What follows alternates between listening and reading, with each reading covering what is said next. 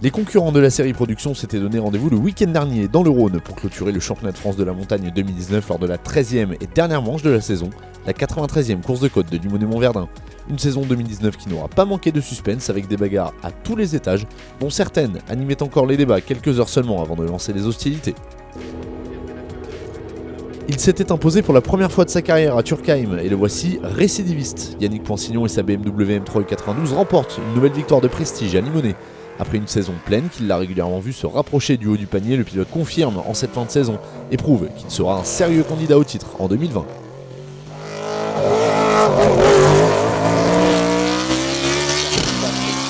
Encore une victoire, oui, très content. Ça fait 2 victoires sur les 2 dernières courses de la saison.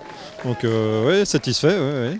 L'année dernière, j'étais pas spécialement à l'aise sur ce tracé. Donc là, cette année, on a essayé de corriger un petit peu les défauts de tenue de route qu'on a pu rencontrer. Et puis le chrono de ce matin était bien, 36,500. C'était 5 dixièmes de record à Pierre. Donc vraiment satisfait du chrono réalisé ce matin. Ouais. Lui aussi confirme les bons résultats. Pierre Béal et son impressionnante Volvo TC10 S60 prend la 2e place du classement général.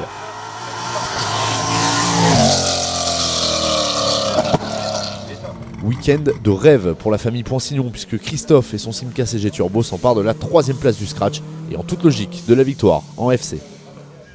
Jean-Louis Jagnoux était aussi de la partie avec sa BMW M3 U46 GTR. Il termine 9e du scratch et remporte la classe GTT S3.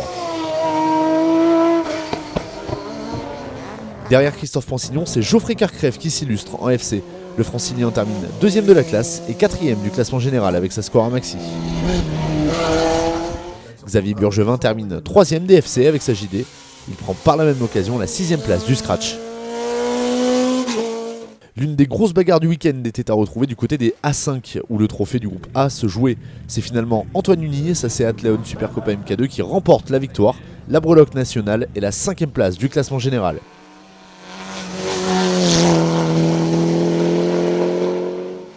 Francis Dozière et sa MK3 terminent 2e du A5 et 8e du scratch.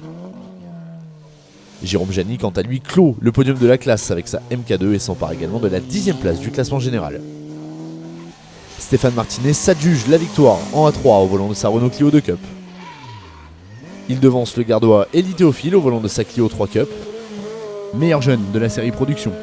Et Maxime Doja, 3e de la classe avec sa Clio 2 Cup. Elodie Lafosse au volant de sa Peugeot 106 XSI s'impose en A1 à Limonet. Elle termine également meilleure féminine de la série production.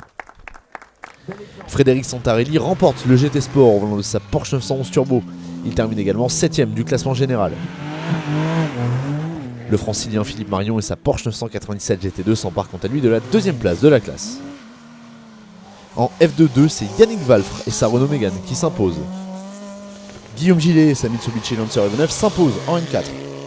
Il devance Pascal 4 et sa Renault Mégane RS. En GTTS 1, c'est Florian Barter qui s'adjuge le dernier succès de classe cette saison au volant de sa Midjet.